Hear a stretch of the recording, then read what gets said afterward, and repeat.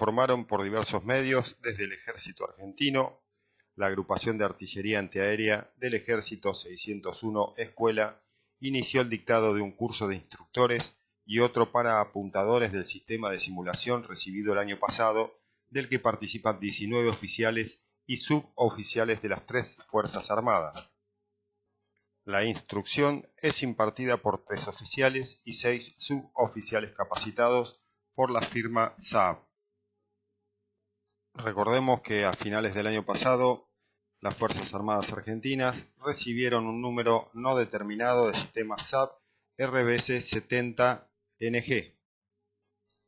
Este sistema RBS-70 es un Manpass sueco diseñado para el combate en todo tipo de climas y con poco o ningún apoyo de otras fuerzas.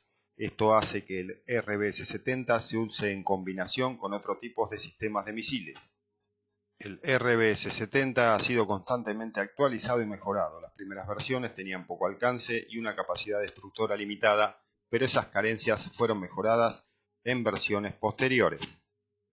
Es por ello que en el 2010, Saab Dynamics desarrolló una nueva versión, el RBS-70, de más alcance y resistencia a la guerra electrónica.